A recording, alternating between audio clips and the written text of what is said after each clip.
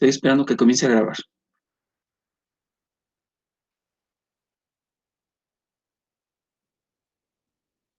Bueno, entonces, pues yo he elegido estas dos corrientes, sobre todo por la intención de corregir algunas malas interpretaciones.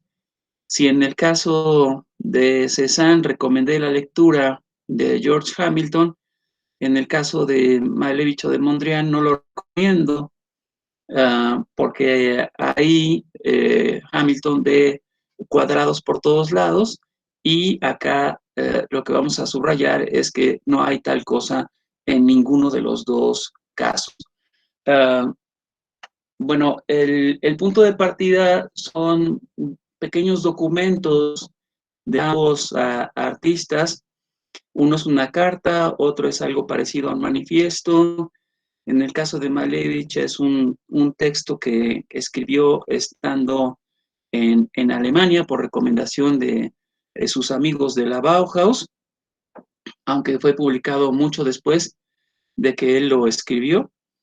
Y bueno, comencemos por el caso de Piet Mondrian. Espero que al final del tema quede claro primero qué significa la neoplástica y luego cómo están correlacionados, porque la idea de lo súper está en ambos, ¿no? Luego, como vamos a ver en un momento. Eh, Al principio, pues, señala Mondrian que el arte es el producto de una nueva dualidad que resulta de una exterioridad cultivada y de una interioridad más consciente. Esa primera diferencia implica como esta tensión dialéctica entre algo que es externo y algo que es externo.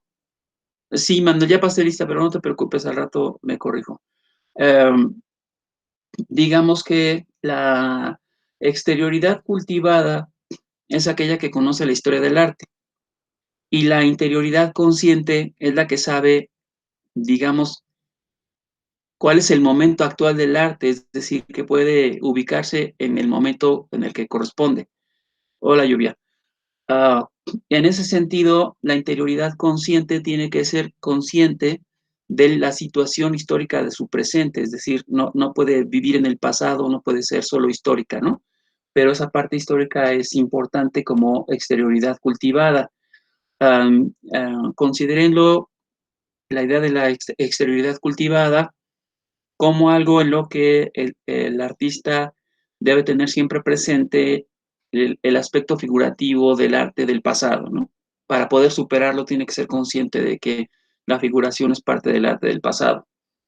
El reconocimiento consciente de la abstracción de la emoción, de la belleza y de las emociones estéticas como cósmicas y universales. Ahí estamos llevando al arte, yo diría que al extremo del clasicismo, pero al hacerlo se supera la visión clasicista. Entiéndase que en la visión clasicista el arte funciona normalmente como mímesis, copia o imitación de la realidad y que en el mejor de los casos representa la realidad idealizada, es decir, según su forma pura, no según su forma, digamos que cadente. No quiero decir decadente porque no es nada más el asunto como de que estuviera moralmente pervertida o algo así, sino más bien como caída, en el sentido de que para empezar tiene un defecto frente a lo ideal, que es el de ser temporal o finito. Lo ideal es eterno o perfecto. Entonces, por ejemplo, la polémica entre Renacimiento y Barroco está asociada con esa oposición acerca de qué es lo real, ¿no? Para el Renacimiento lo real es la idea por su perfección y el mundo es un derivado. Para el Barroco eh, lo ideal es cada vez más lejano y se vuelve irreal frente a lo material y lo sensible, de manera que el cuerpo, la materia, gana peso. Por eso normalmente el barroco le presta mayor atención al cuerpo, ¿no? Porque el cuerpo es lo material, lo pesado, y naturalmente tiende a bajar, así que se vuelve muy mundano.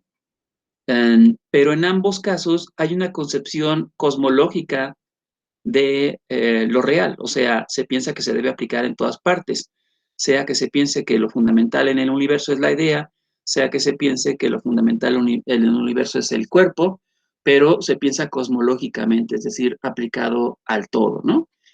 Así que podríamos presumir que también acá en el suprematismo, perdón, en el neoplasticismo de Mondrian, hay una visión cosmológica porque se pretende aplicar a la realidad completa, pero en un nivel de máxima abstracción. La plasticidad exacta de la relación pura, esto sería lo que se quiere presentar y representar, ¿no? La plástica exacta de la relación pura tendrá que investigar cuáles son los elementos fundamentales de esta relación pura, ¿no? El nuevo arte, dice Mondrian, es la expresión plástica determinada de esta relación estética. Y distingue entre una pintura pictórica que es no decorativa y una pintura decorativa, ¿no? O sea, para él, aunque suene redundante, su propia práctica pictórica es una pintura pictórica porque no es decorativa, sino más bien, como diríamos desde el ámbito de la semiótica, autorreferencial, es decir, que piensa en la pintura como pintura y no en la pintura como un medio de representación figurativa. Ese es quizás un punto importante de hacia dónde va la abstracción en la neoplástica. Dice que la expresión y los recursos naturalistas se intensifican en lo abstracto. Recursos naturalistas como los medios de representación, la línea, el color, la forma, la figura, pero ahora llevados a su máxima abstracción. Y sin embargo no se abandona um, la expresión del sentimiento. Eso creo que también podemos presumir que se encuentra por lo menos en los dos que vamos a ver ahora, Mondrian y Malevich. Sigue habiendo una necesidad de expresión del sentimiento. Se señala que el énfasis del arte en la pintura es la expresión más consistente de la relación pura. Y lo que hay que investigar son sus recursos de expresión, es decir, cuáles son los recursos de expresión básicos del arte. Y en Mondrian son 2 o 3. Lo que puse después en las láminas 4 a la 7 son para mí distintos procesos investigativos que habría llevado a cabo Piet Mondrian para resolver esta pregunta de cuáles son los recursos de la expresión más básicos, ¿no? O sea, ir investigando en la pintura, no con fines figurativos, sino con fines plásticos. Entiéndase, la palabra plastos viene del griego y significa dar forma o figura, establecer los límites de algo. El ámbito de aplicación normal en la cultura griega antigua es en la alfarería, es el ámbito más claro y evidente de lo que significa plastos, ¿no? De tomar una masa informe y comenzar a darle forma con las manos. Al darle forma, va apareciendo de la materia informe un objeto, una figura, una cosa. Entonces, ahora piensen ustedes cómo se podría traducir ese mismo procedimiento en el terreno de la pintura, tomar una materia informe como el bote de pintura o el tubo de pintura y comenzar a trabajarlo para dar forma a cosas. Por eso los ejercicios que tenemos en la primera lámina, me parece a mí que los más interesantes son los que están en el extremo izquierdo, que son ejercicios como de paisaje, muy parecidos a lo que encontraríamos en algún tipo de impresionismo, por ejemplo, el de escarcha de Pizarro, se parecería mucho a cualquiera de los tres. En cualquiera de los tres podríamos encontrar algún elemento de la pintura de Pizarro o de Impresión Amanecer de Monet. Y los otros ejercicios podrían parecerse mucho a los ejercicios de puntillismo o el trabajo analítico de la pintura en Seurat, ¿no? Como ejercicios de simplificación que habrían llevado hasta estas piezas que pueden ustedes ver en la lámina 6. Entiendo que lo que hay en la lámina 5 es también parte de este procedimiento de investigación, pero si pasáramos, por ejemplo, a cualquiera de las imágenes que hay en la lámina 6 de la mitad derecha, ¿no? No en la mitad izquierda, porque ahí en la mitad izquierda todavía hay un elemento que puede ayudar a leer algún tipo de figuración en la obra, ¿no? La segunda pieza de izquierda a derecha todavía está más o menos cercana a las dos piezas de la extrema izquierda de la lámina 5, o sea, a la representación figurativa de un árbol, ¿no? Pero eso ha desaparecido prácticamente en la última lámina, en la última pieza que aparece en la lámina 6, en la extrema derecha. Ahí ya es, creo yo, prácticamente imposible presumir que estamos viendo un objeto, ¿no? Pero todavía vemos ahí por lo menos dos o tres tipos de líneas, ¿no? La horizontal y la vertical, que podrían resumirse en la línea recta, y alguna que otra curva que aparece por ahí. Este procedimiento se habría simplificado un poco más cuando pasamos a la lámina que titulé pintura pictórica o no decorativa, cuyo elemento más básico podemos ver en la esquina inferior derecha de la lámina 7. Esa me parece a mí como la pieza más evolucionada técnicamente de Piet Mondrian en términos de abstracción para encontrar cuáles son los elementos más básicos de la pintura, ¿no? Ahí aparecen básicamente dos, creo que no se alcanza a ver, pero esta pieza, si no me equivoco, déjenme ampliarla a ver si puede verse algo. No, no es. Lo que pasa es que de esa misma pieza, la que está en la esquina inferior derecha, se puede encontrar una versión a la que podríamos considerar desde el punto de vista de la abstracción el paso previo a esta. Este sería el último paso, de tener solo dos líneas e incluso jugar con el fondo, jugar con el marco, que para empezar no tiene bastidor. Eso es también un detalle muy importante en la pintura de Mondrian, que no haya bastidor para que no se piense que estamos viendo un cuadro, que la idea del marco ya no está aquí, sino que más bien lo que tenemos es de alguna forma solo un recorte del espacio pictórico, ¿sí? ¿Se entiende un poco eso? Y que además ese recorte del espacio pictórico se podría dar pues prácticamente en cualquier ángulo, por decir así. Aquí está convertido en una especie de rombo, pero podría moverse un poco más hacia la izquierda o hacia la derecha y tendrían de todas maneras que aparecer las líneas como verticales y como horizontales.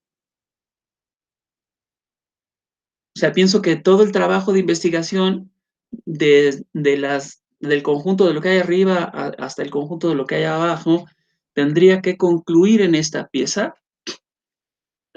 y no excluye, sino que al contrario, incluye, por ejemplo, a esta pieza que aparece en este extremo derecho hasta arriba, que es una variante del boogie woogie.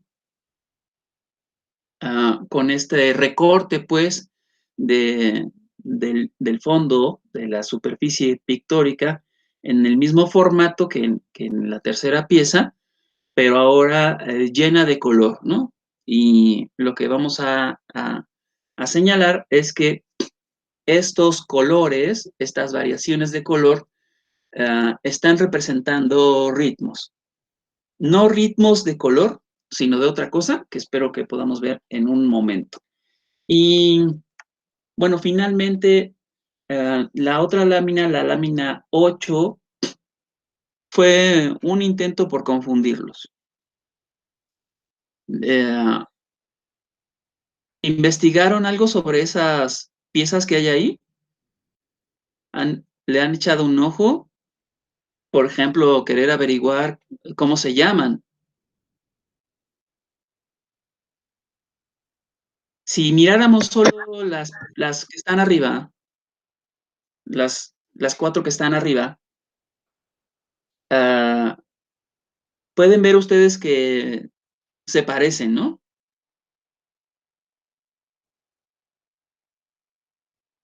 ¿Ya vieron Estamos qué está pasando? Yo me acuerdo que en una clase nos chismeaste, pero la verdad es que no me acuerdo mucho, porque fue hace mucho. Como que justo era el movimiento de estas, como de los cuadritos o de los colores, o el desplazamiento de las líneas. Pero seguro lo explicaste 14 veces más bonito de lo que acabo de decir. Pero estoy en un punto antes de llegar a eso. Pregunta María si son series diferentes. ¿Te refieres a las 4 de arriba frente a las 4 de abajo, María? Sí, según yo son series diferentes, pero puede que esté equivocada. Pero ¿considerarías entonces que las 4 de arriba son una serie y las 4 de abajo son otra serie? Para mí sí. ¿Qué opinan los demás? Yo siento que podría pensar lo mismo, pero por el hecho de preguntarlo así, siento que quizá la respuesta puede ser otra. ¿Cómo cuál? No sé, algo sospechoso y raro, como que no tiene nada que ver y no sé, algo extraño así. Al contrario, Karime, que en realidad tiene tanto que ver que en realidad solo tenemos 2 piezas a las que les he ido dando la vuelta de izquierda a derecha. Es la misma pieza 4 veces arriba y la misma pieza 4 veces abajo. Me parece que es un ejercicio interesante para que se vea que si tuviéramos 4 piezas de Piet Mondrian, sería difícil saber si forman o no una serie, si están o no conectadas, o si se trata de la misma pieza mal puesta, como le pasó alguna vez, ¿no? Porque una de estas piezas fue puesta de cabeza en una exposición en el MoMA, y nadie sabía que estaba de cabeza hasta que la quitaron y entonces vieron por dónde estaba firmada. Es un detalle interesante que habla, diría yo, de parte de la curaduría y por supuesto de todo el público, porque nadie supo que estaba de cabeza, de que las leyeron mal, ¿no? De que todo el tiempo fueron leídas mal las piezas porque fueron leídas con base en la idea de que tenemos figuras geométricas, de que tenemos cuadrados y rectangulitos, eh, y que eso significa que no se ha leído a Mondrian, que se lo ignoró por completo, porque lo deja muy explícito en lo que vamos a ver ahora mismo. Paso a la lámina 9, en donde se habla de la creación plástica de la relación equilibrada y determinada. La línea recta y el plano de color como recursos pictóricos puros, ¿sí? Este es nuestro punto de partida. O sea, el plano de color no conforma de ninguna manera una figura geométrica. No tenemos cuadrados ni rectángulos, sino que tenemos planos de color cuya apariencia es la de figuras geométricas por la manera como se está construyendo, diríamos, el plano pictórico. Claro, con el nuevo comité esos errores no ocurrirían, no van a ocurrir. Bueno, dice Mondrian que es privilegio de la pintura expresar relaciones libremente y que sus recursos de expresión permiten expresar extremos opuestos como la pura relación de oposición. No olviden el asunto de que Mondrian está pensando en términos cosmológicos la pintura. Es decir, que lo que haya en la pintura, simbólicamente, y creo que aquí sí podríamos usar ese término con toda autoridad, simbólicamente cada pieza es una forma particular de representación de las relaciones de oposición que podríamos encontrar en cualquier otro lugar del cosmos, que la totalidad de lo real está pensada en Piet Mondrian a partir de una relación de oposición entre dos elementos básicos. Esos dos elementos básicos son la línea recta horizontal y la línea recta, ya se me fue la otra, vertical. Y no hay más, ¿sí? No hay línea recta diagonal y tampoco hay curvas, sino que todo debe poder expresarse con estas dos líneas primarias. En un momento veremos por qué es necesario que sea así. Pero de inicio, pues, tenemos una relación pura de oposición entre vertical y horizontal, lo que conforma precisamente la perpendicular, ¿no? La dualidad de relaciones se puede evidenciar en la yuxtaposición en un plano, o sea, eso es como un principio de composición, que la dualidad de relaciones se puede evidenciar en la yuxtaposición en un plano. Aquí quizás lo mejor sería tener como punto de partida aquella pieza que señalaba yo, la de la esquina inferior, perdón por el título, no lo tengo ahorita a la mano, el de la lámina 7, esquina inferior derecha. ¿Sí? Si tienen esa pieza todo el tiempo a la vista, imagínense el fondo blanco del lienzo como quieran. Pueden moverlo a que parezca también cuadrado o pueden dejarlo así como se ve como rombo. Eso es lo de menos. Lo importante es que se entienda que esos dos elementos básicos con los que se está trabajando, la horizontal y la vertical, están cruzándose, yuxtaponiéndose en el plano pictórico. Eso es lo primero. La pintura neoplástica, dice Mondrian, sigue siendo pura pintura. Los recursos plásticos siguen siendo la forma y el color, pero hay que entender que la forma es el resultado del cruce de las líneas. Y no estamos hablando de representación figurativa de ningún tipo de objetos, estamos dejando de lado todo eso ya.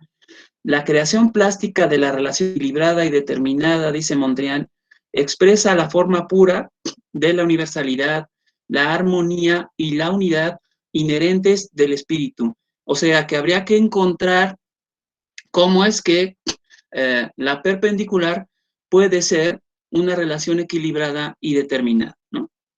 En el último punto, que está en la página 254 de la antología que les pasé, dice Mondrian, cuando en la relación equilibrada natural algo se expresa mediante la posición, la dimensión y el valor de la forma y el color naturales, en el abstracto se expresa a través de lo mismo, la posición, la dimensión y el valor, pero ahora de la línea recta y el plano de color rectangular. O sea, estamos sustituyendo lo que aparece en la representación figurativa tradicional, posición, dimensión y valor de la forma y el color naturales, es decir, de las apariencias figurales de los objetos, ¿me sigue?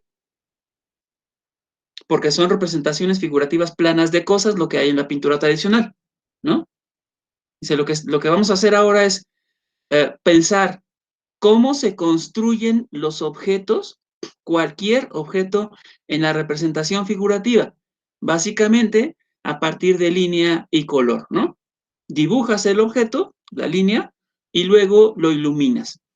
Así que descubrimos cuáles son los elementos principales de la pintura, la línea y el color.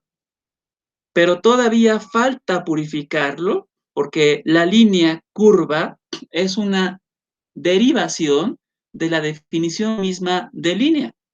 O sea, la línea curva es una línea secundaria frente a la línea recta que sería aún más básica.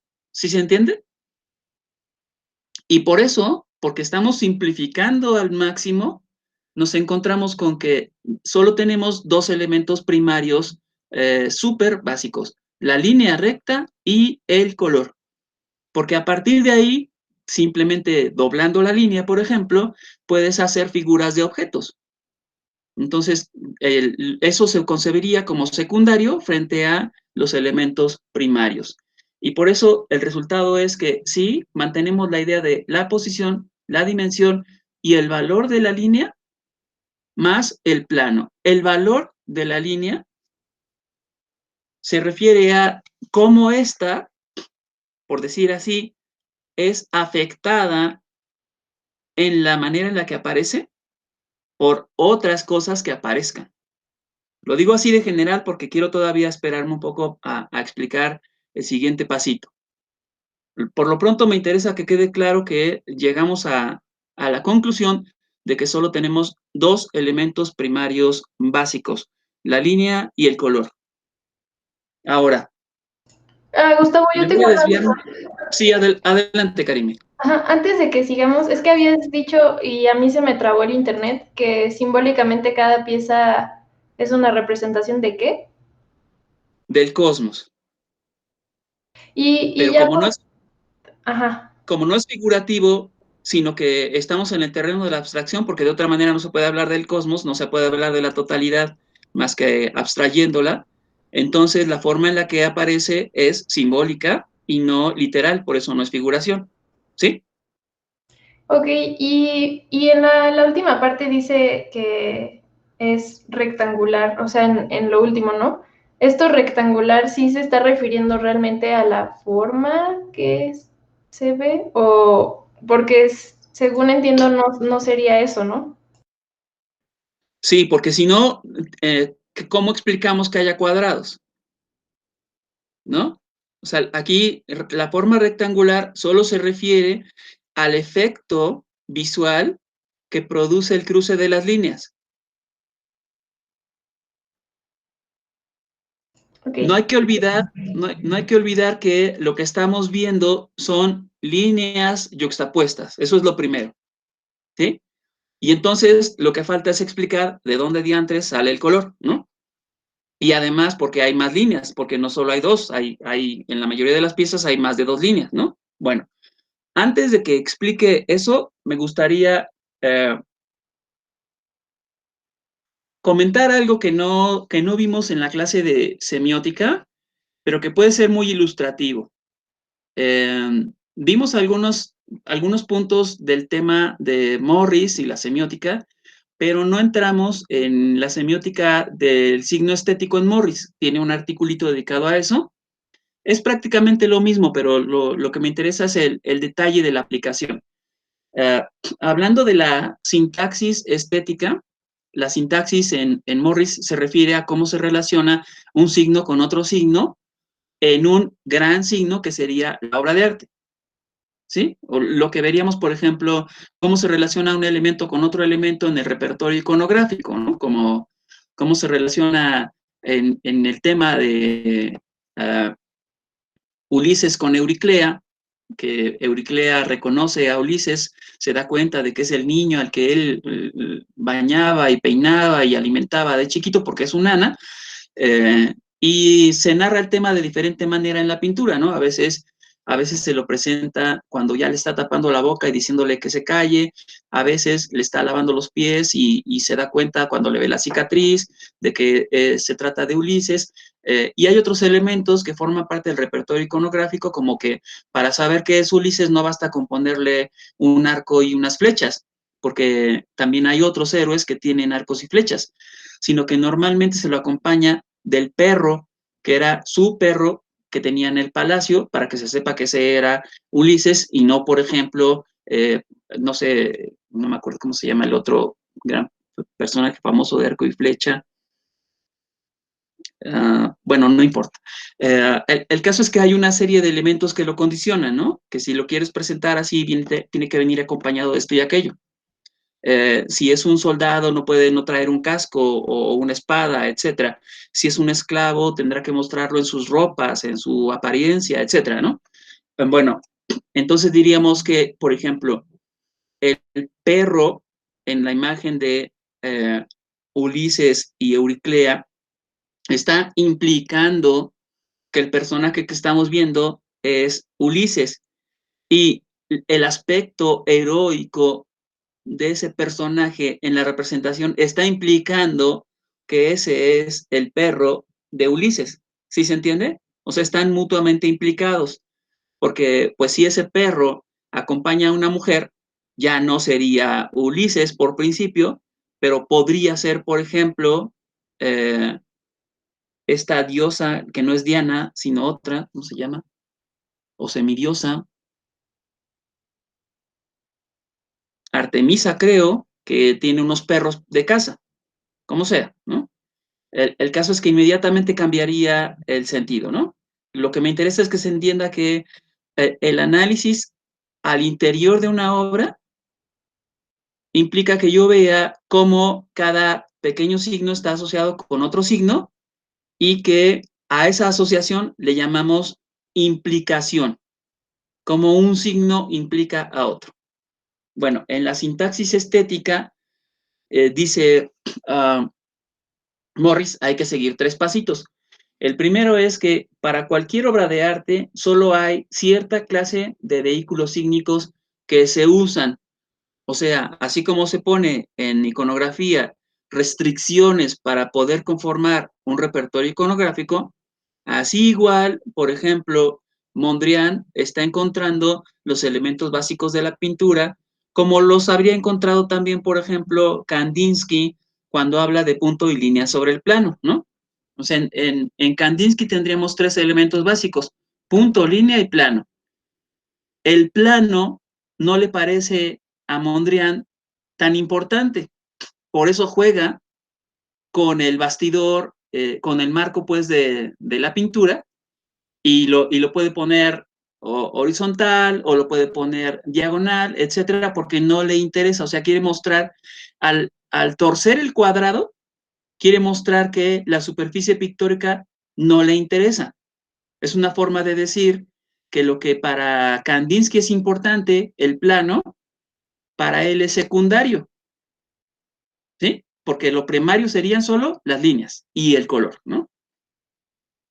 Entonces, en cualquier obra de arte hay solo cierta clase de vehículos sígnicos que se usan. En el caso de Mondrian tendríamos 2 y quizás 3 vehículos sígnicos.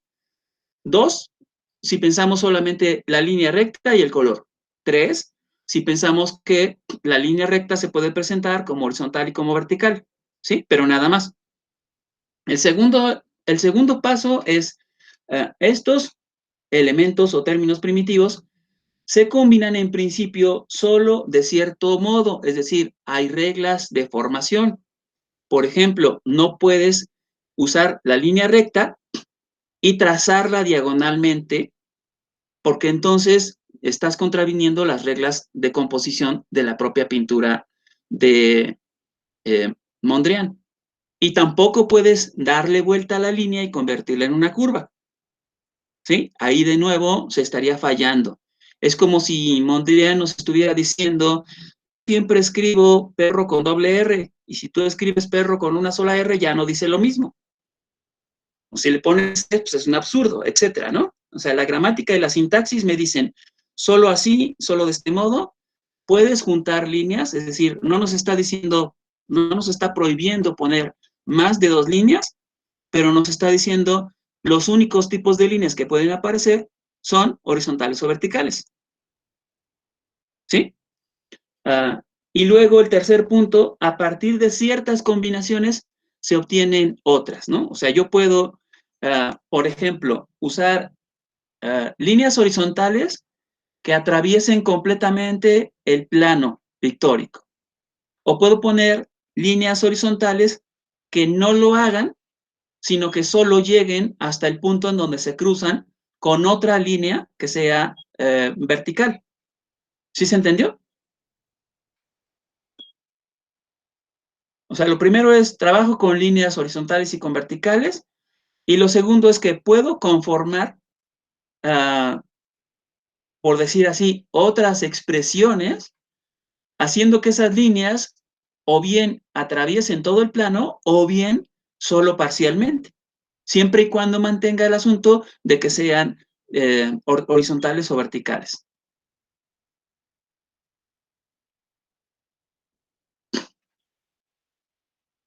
Me paso a la lámina 10. Dice aquí, en la naturaleza, toda relación está gobernada por otra relación superior, que es la de los extremos opuestos. La plástica abstracta de la relación expresa esta relación básica de forma determinada, es decir, se concretiza de un modo específico por dualidad de posición, es decir, a través de la perpendicular. ¿Sí? Por eso estamos trabajando solo con dos líneas y estas líneas están atravesando el plano pictórico, se están moviendo a través del plano pictórico. La perpendicular es la posición más equilibrada porque expresa la oposición extrema en completa armonía. Ahí no importaría, por ejemplo, estoy en la lámina 10 y vemos que hay algunas líneas verticales y otras horizontales. Vemos unas líneas horizontales, pero solo una de ellas atraviesa todo el plano. Otras solo atraviesan una sección, por ejemplo, la que delimita el color rojo en la esquina superior izquierda o las que delimitan el color amarillo en la esquina inferior derecha. ¿Sí?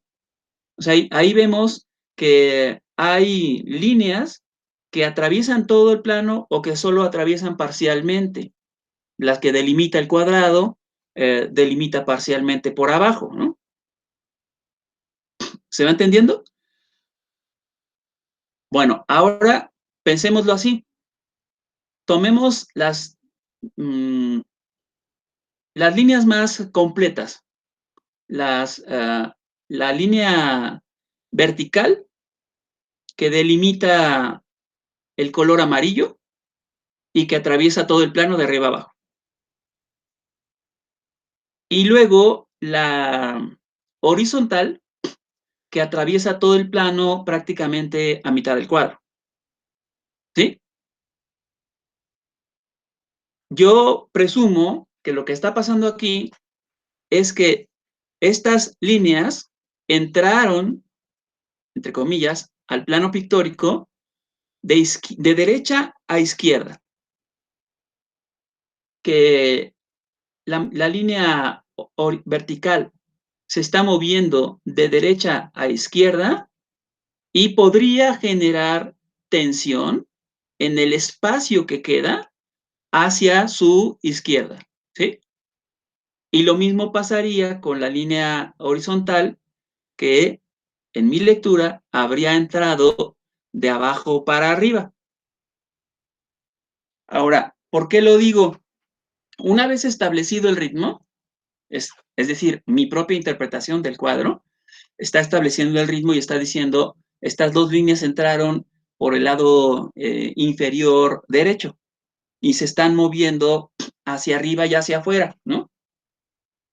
¿Sí me sigue?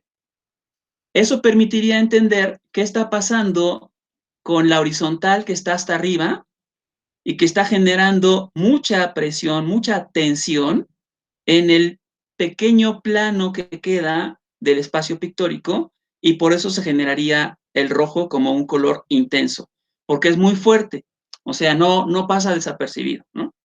Mientras que por el otro lado tenemos amarillo, que es un color menos intenso, y eso ocurriría porque ahí no se está generando tensión, se está liberando tensión, ¿sí? Porque se está abriendo ese espacio de abajo en la medida en que la horizontal y la vertical se están moviendo hacia arriba y hacia afuera.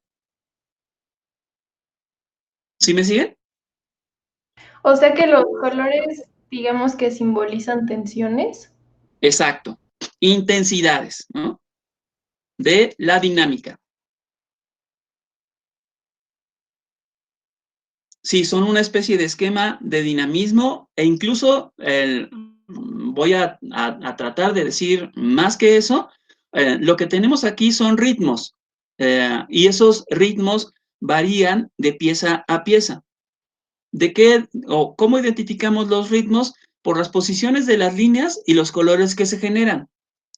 Para empezar tenemos estos dos, ¿no? Estos dos que a mí me permiten como suponer que tengo razón, que el amarillo es un color que está tendiendo hacia el blanco, es decir, se va a ir ampliando hasta convertirse en blanco, conforme suba la línea horizontal y se desplace hacia la izquierda la línea vertical.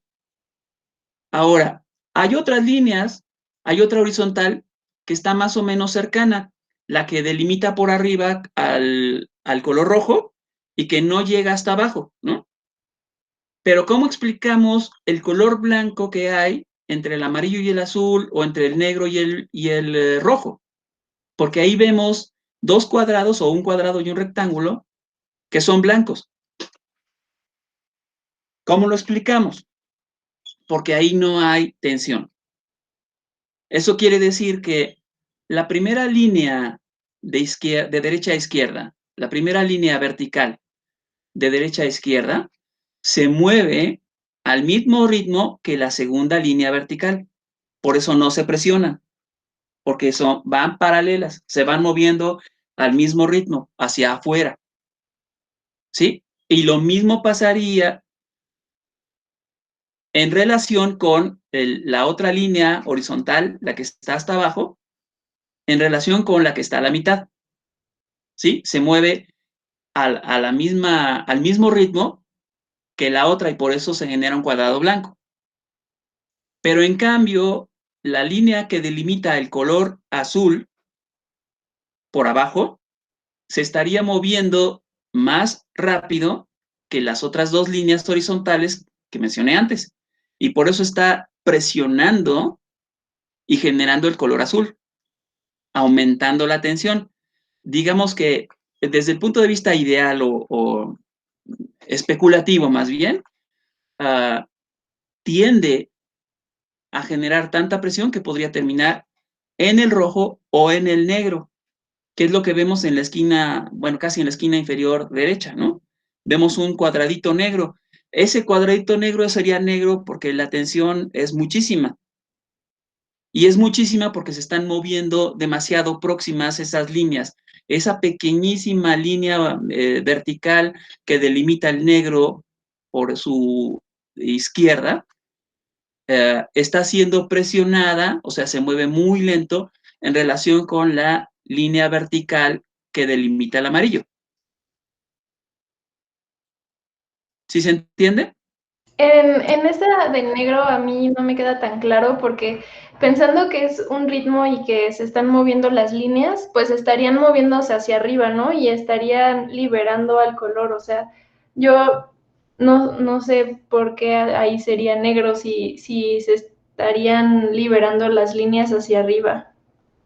Al contrario, no se está liberando, sino que se está aumentando la tensión. Yo diría que justo el negro implica la máxima tensión. O sea, ya el negro implicaría la máxima tensión porque sería línea y otra línea, se está perdiendo el espacio.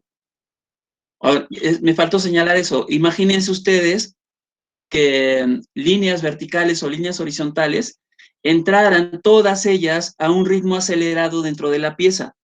Podríamos terminar por ver una pieza toda negra.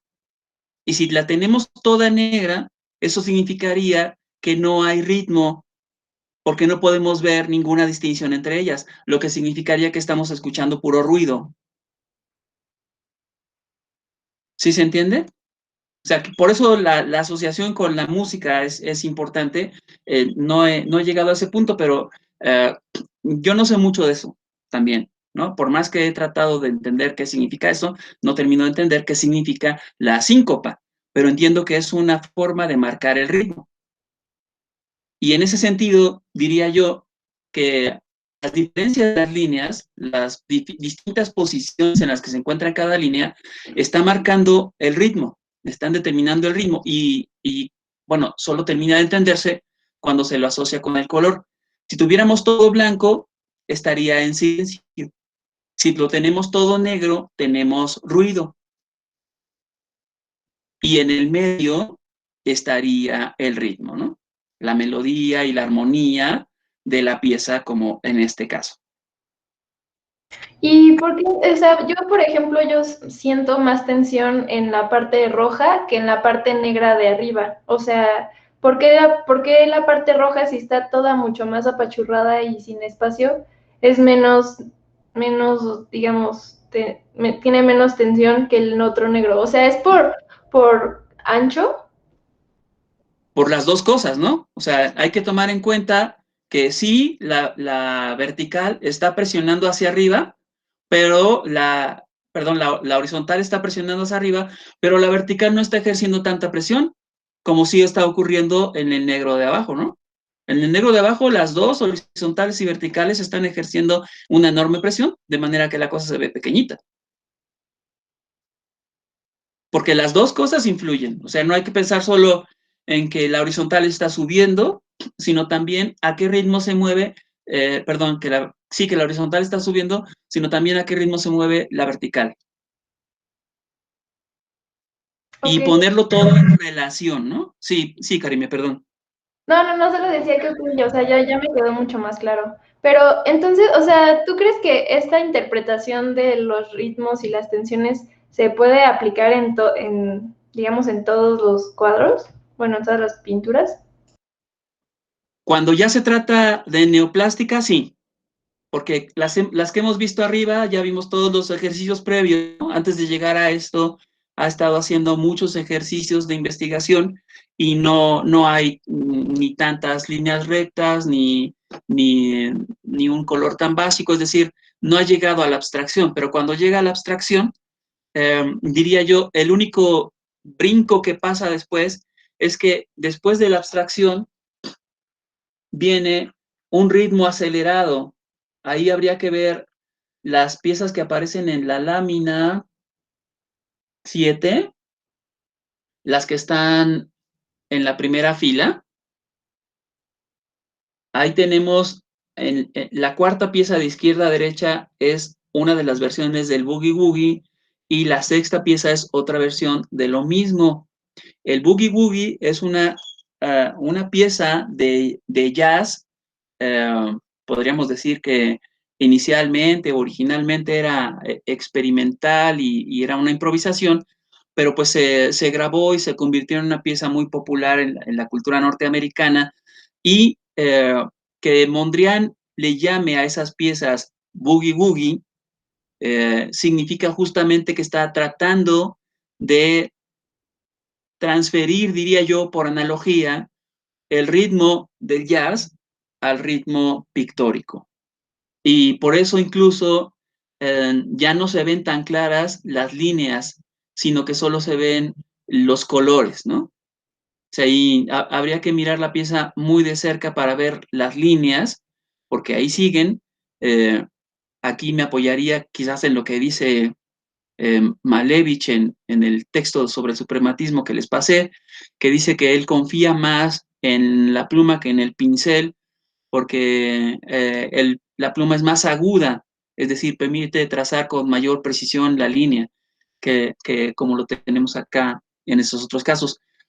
Y sí, el Boogie Woogie está primero dibujado con pluma y luego rellenado con color. Si pueden ver ustedes una versión en alta resolución, que sí las hay, verán ustedes que está pintado. Entonces la línea ha sido reducida al mínimo para que resalte el ritmo de la pieza. Y así pues, con esas últimas piezas, diría yo, habría que leerlas como si fueran improvisaciones de jazz. Aquí Ok, estos son los ejercicios. Sí. y, o sea, y la primera de izquierda a derecha que se parece un poco, digamos, visualmente a la que estábamos estudiando hace rato, ¿esa todavía no se podría considerar neoplasticismo? O sea, esa Sí, todavía... esa ya es neoplástica, sí. Ajá, ok. Pero pues esa, ¿crees que sí se puede igual interpretar de la forma con tensiones y así? ¿Tú crees que sí? Claro, Karime, aquí el asunto es que quizás tu duda viene más bien de que también se cumplen las reglas, Sí, puede ser. ¿no? Porque creo que Ajá. lo que tendrías que pensar es qué pasa cuando alguien está experimentando con una improvisación musical. Puede ser que escuches puro ruido, Ok. ¿sí? Entonces yo pensaría que esa pieza está mal resuelta. Ok. O sea, para mí significaría, hizo una improvisación, en parte hubo ritmo y armonía y en parte ya no, se le fue, se le perdió, intentó regresar y por eso hay varios amarillos, varios rojos, varios negros, ¿no? Como intentando encontrar pues una nota específica, ¿no? Ujú. Ok, gracias, Sí, Gustavo. hay que pensar que no todas las obras que produce un artista son obras maestras. Ya lo vimos con Paul Cézanne, ¿no? Muchas son solo investigaciones, experimentos, y a veces salen bien y a veces no salen tan bien. Habría que buscar cuáles son las mejores piezas, que serían las que muestran precisamente más claramente el ritmo, ¿no? Y por eso decía yo apuesto por la que tiene solo 2 líneas, pero no por la que puse ahí, no por la que puse en la lámina 7, sino otra, porque hay otra que es exactamente igual, excepto por el color que hay en el triángulo que se forma del lado izquierdo entre las 2 líneas. ¿Adivinan qué color podría estar ahí? ¿Negro? Si las líneas se movieran de arriba para abajo, negro. Y luego, en sentido contrario, amarillo. Y la pieza tiene amarillo.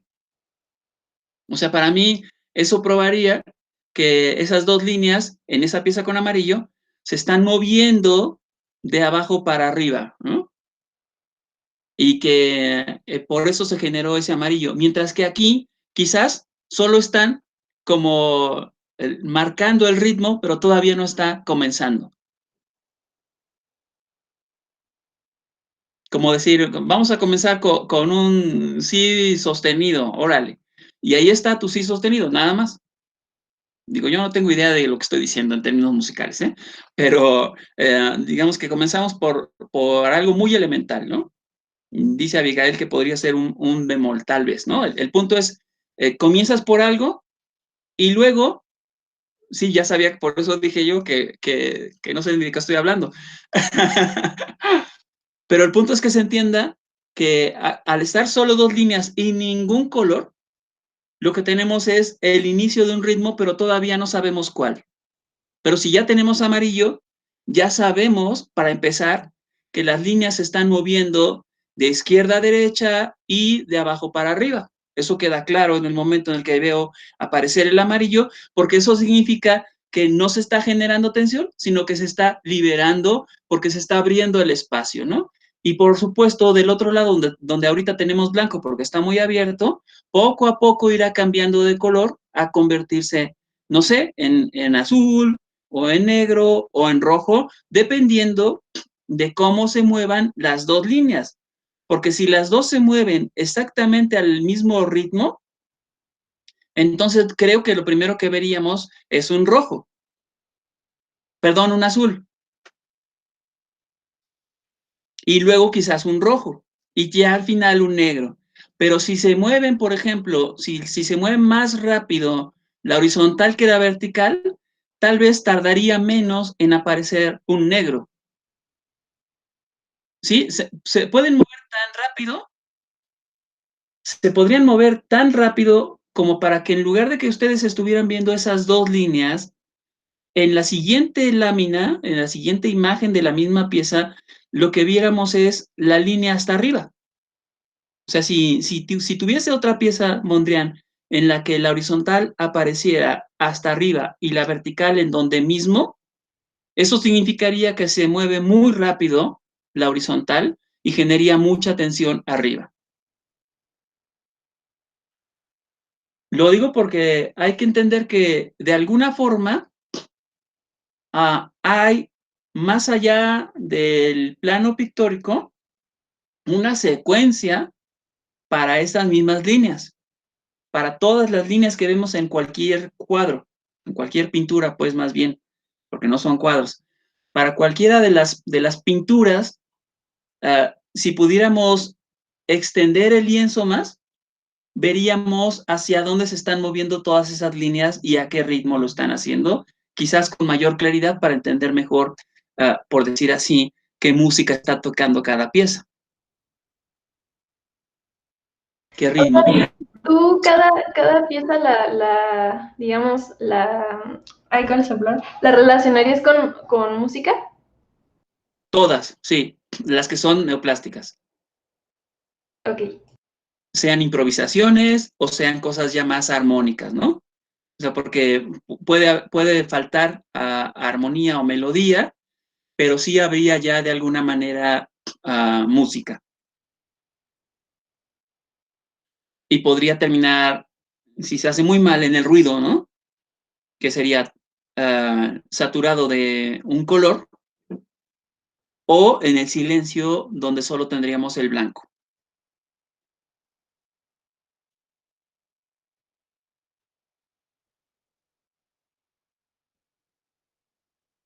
Veamos qué dice Mondrian en la intensificación de los recursos plásticos, la lámina 11. Dice, solo cuando la nueva conciencia se generalice, o sea, esta conciencia que me está pidiendo Karime que haga explícita, entonces tú ves en todas sus piezas música, ¿no? Eso, hacerlo consciente y decir, sí, eso es lo que yo creo que sería reconocer justamente la conciencia artística de la neoplástica. Entonces, llegaríamos a la nueva plástica con su necesidad universal, ¿no? Ser muy conscientes, pues, de lo que estamos viendo, no solo en términos pictóricos, sino en términos cosmológicos, ¿sí? Yo creo que la distinción entre melodía y armonía corresponde a la distinción entre la proximidad o la lejanía de las líneas para la melodía y las intensidades que se generan y que aparecen como colores para la armonía. Estoy respondiendo a lo que pregunta Manuel en el chat, ¿no? Pero ojo, no olviden que de música no sé nada, ¿sí? Eso es muy importante para que se entienda que la lectura puede ser formalmente correcta, aunque esté materialmente equivocado en todo.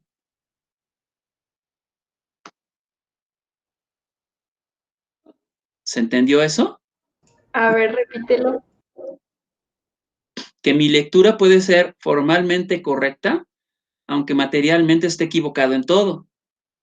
¿Por qué? Porque yo no sé leer música y no sé distinguir un sí de un la, de un re. No tengo la menor idea de cuál es la diferencia entre nada de eso. Y menos aún cuando vienen asociadas 2, 3 o 4 notas musicales. Pero entiendo que, por ejemplo, en esta lámina 11 tenemos un montón de líneas. Eso significa para mí que hay un ritmo acelerado, que esto se mueve más rápido, ¿no? Que si en la pieza anterior quizás tendríamos una melodía muy suavecita,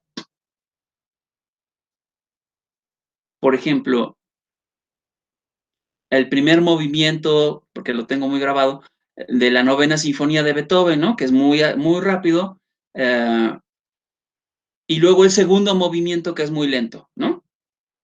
Se supone que son las mismas notas musicales, pero que en el primer movimiento todo se mueve muy rápido y en el segundo todo se mueve muy lento y entonces sí, se oye bajito y todo. Podríamos decir que lo que hay en la lámina 10 es algo como ese ritmo lento y lo que hay en la lámina 11, un ritmo más acelerado. Según mi gusto, en la lámina 10, en la pieza que se llama Tableau número 1, tendríamos música clásica y en la número 11 ya tendríamos jazz. ¿Sí? Por el movimiento acelerado. Hay muchas líneas y si ustedes ven en esa lámina 11, por ejemplo, hay 2 líneas en la extrema izquierda que atraviesan todo el plano verticalmente y que están muy cerca y generan la misma tensión arriba, porque a pesar de que hay dos cuadrados azules y luego dos rectángulos azules, ¿no? O sea, ¿cómo se explica que haya dos rectángulos azules y dos cuadrados azules? Porque está el mismo ritmo entre la última línea vertical y la salida y la anterior. La misma intensidad. Por eso se genera el azul. Mientras que hay mucho blanco en medio de todo eso, porque las demás no se están presionando, ¿no? Y luego un amarillo que solo puede ser resultado de cómo por abajo se estaría liberando tensión. ¿Sí? Eso significaría para mí, o sea, ya viendo según mis reglas, ¿no? Insisto, es mi interpretación y depende de mis habilidades lectoras y de interpretación musical. Pero como he dicho que el amarillo es el resultado de que se esté liberando tensión, eso significaría que la horizontal que está por debajo del amarillo está saliendo. Porque si estuviera entrando, tendría que haber otro color, azul o rojo. Y si esa está saliendo, todas las demás horizontales están moviéndose de arriba hacia abajo.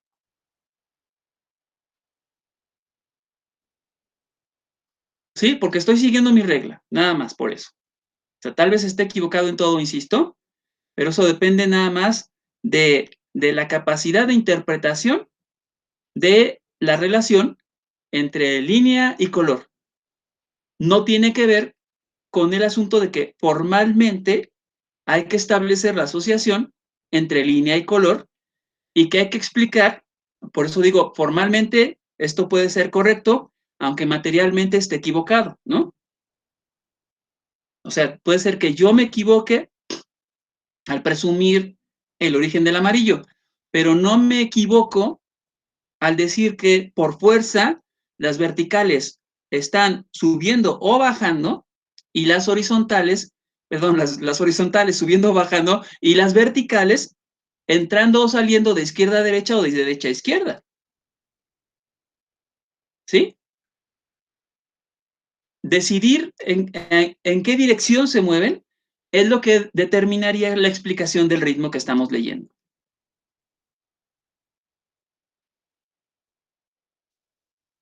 Y además, bueno, aquí me concede algo de libertad Mondrian cuando dice, la composición deja al artista libertad para ser subjetivo.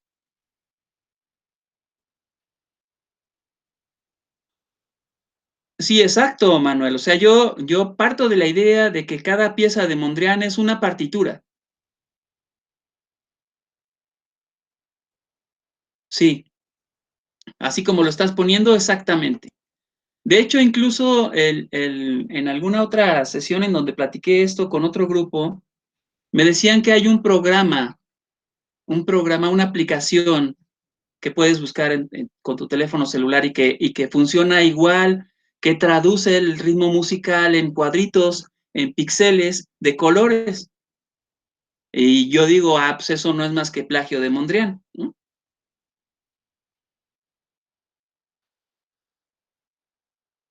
El ritmo y el color, dice en la lámina 11, el ritmo de color y la dimensión en determinada proporción, equilibrio. Por ejemplo, el amarillo sería una dimensión en determinada proporción, equilibrio. El azul sería otra dimensión en determinada proporción y amarillo. ¿Qué es la página que subiste, Lluvia? ¿Dónde está esto que estoy diciendo? Pues no es de música, pero justo puedes ir tú diseñando tus propios Mondrians a partir de tocar la pantalla. No sé, chécalo. Está chistoso. Ok, gracias, sí. Y diría yo que uno de los mayores problemas que ha tenido Mondrian es justamente esto, ¿no? Que se estetiza muy fácilmente. Porque esto es conceptual, esto no es estético.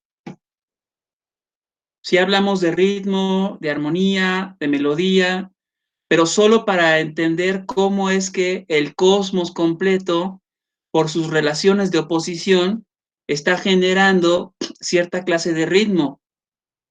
¿Sí? Si las tensiones y las oposiciones son muy fuertes y chocan, lo que veríamos es ruido, escucharíamos ruido, ¿no?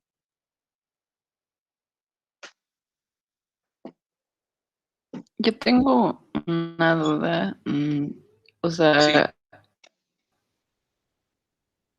Mondrian parte de esta ya como de ir a las formas más básicas de lo pictórico, pero ahora que metemos como este elemento musical, o sea, lo musical sería pictórico o, ajá, o sea, esto del ritmo, por ejemplo. Es como un producto, como un efecto estético, diríamos, ¿no? O sea, lo primero es tener los elementos básicos de la pintura y de ahí resulta un efecto estético en el ritmo, la armonía y la melodía. Pero como no siempre va a resultar, como podríamos tener ruido o silencios o simplemente piezas inarmónicas, ¿no? Que vas a desechar, por eso no siempre sería el efecto estético. Solo es estético cuando se parece a Mozart, digamos, ¿no? Porque Mozart es popular por ser tan melódico y tan armónico que ya ni siquiera importa si hay algún tipo de abstracción en la música. Es tan complaciente, Mozart es tan complaciente que no importa qué esté queriendo decir, de todas maneras gusta. En cambio, por ejemplo, Sibelius, Alban Berg, y peor aún, 433 de John Cage, Stravinsky, ¿no? O sea, ya cuando empiezan a perder esos principios de la música tradicional, de la música clásica tradicional, en donde importaba mucho el ritmo, la armonía, etcétera, pues lo que vería son piezas muy uniformes, ¿no? O sea, estoy criticando a Mozart, estoy diciendo que Mozart es muy uniforme y muy planito, muy simple, como la cumbia, ¿no? O sea, es fácil de captar, sin mayor dificultad. En cambio, la música atonal, la música dodecafónica, la música clásica contemporánea, algo dice Mario, eh, es mucho más compleja, ¿no? O sea, ahí ya no, uno no entiende cómo de pronto escuchas dos o tres notas que parecen muy bien asociadas y que parecen melódicas, y luego un corte abrupto y silencio, y luego sube el tono y vuelve a bajar, como en Sibelius o como en Stravinsky, ¿no? No sé quién tiene la mano levantada, ¿quién es M? Yo. Manuel. ¿Y no aparece mi nombre entonces? Ahora ya lo veo, cuando hablas lo veo, pero cuando está en silencio solo veo la M. Ah, ok. No, pues justo era un poco relacionado a lo que había preguntado antes, como de, a ver, déjame, justo de que son una especie de partitura. En ese sentido, se podría decir, o bueno, se podría pensar que es que esas obras todavía tienen un carácter un tanto clasicista, en el sentido de que buscan como representar una unidad total. Claro, recuerden que por ahí empecé, ¿no? Sí, exacto, es que no había entendido eso. Sí, desde el momento en el que dice Mondrian, hay que pensar esto cosmológicamente, es clasicista. Uh-huh. Y bueno, yo diría que como buen artista, pues tiene que ser consciente de que muchas veces la composición falla, ¿no? Sí, o sea que en las obras pictóricas, digamos, no se resuelve completamente las intenciones de Mondrian, ¿no? Siempre buscan ir más, o sea, como al efecto de la recepción, quizá que sería justo ahí donde está la música. Exacto. Sí, en que seamos capaces de entender, de identificar el ritmo. Y en ese momento podemos presumir justo que estamos escuchando la música que contiene la pieza. Pero yo insistiría en hacer esta distinción subrayando lo que pregunta Quetzali, de que el efecto musical es solo el efecto, ¿no? O sea, no es que esté buscando Mondrian producir música o traducir la música en pintura, sino que más bien queda claro que lo mismo que hay en música lo hay en pintura, precisamente por el carácter cosmológico. Y además, pues recuerden, en este momento, en la primera década y la segunda década del siglo XX, la música clásica está desapareciendo. Está surgiendo la música tonal, la música dodecafónica, un tipo de música clásica moderna en donde ya no importan el ritmo, la armonía, la melodía, sino que se juega con el contraste, se juega con la oposición, y eso generaría pues otro tipo de obras, eh, digamos, aparentemente más inarmónicas, uh, que podrían ser otro tipo de juegos, otro tipo de ejercicios, como la que vemos en la composición número 10, en la lámina 9, por ejemplo, ¿no? Que no se ve pues tan clásica en el sentido de tan Mondrian, ¿no? Como la que tenemos en la lámina 8. Esas dos piezas son más típicamente mondrianistas, por decir así, pero creo que por esto, ¿no? Porque entendería que piezas como la que hay en la lámina 9 o la que hay en la lámina 11 son más experimentales que las dos que hay en la lámina 8. Experimentales en el sentido de que se está jugando con el ritmo y la armonía, con la melodía, y que se generan contrastes muy marcados que a veces pues conducen a que la abandones, ¿no? Y sí, yo estoy de acuerdo con esa idea de que podrían considerarse partituras, pero sería muy importante, insisto, en que incluso si fueran partituras, si ustedes vieran las partituras de Mozart, que es muy melódico, muy armónico y que todo el mundo dice era un genio y se echaba las piezas de jalón en una noche, eso no significa que no se corrigiera, ¿no? Puedes encontrar una página en sus partituras en donde tacha una nota y superpone otra porque dice, no, esta no era, sería mejor esta. Eso es normal, ¿no? Para cualquier artista es perfectamente normal que si ya trazaste una cosa y no te salió, pues la borres y hagas otra. Solo que si ya estás terminando, pues creo que sería más fácil decir al diablo con esta pieza, empecemos otra.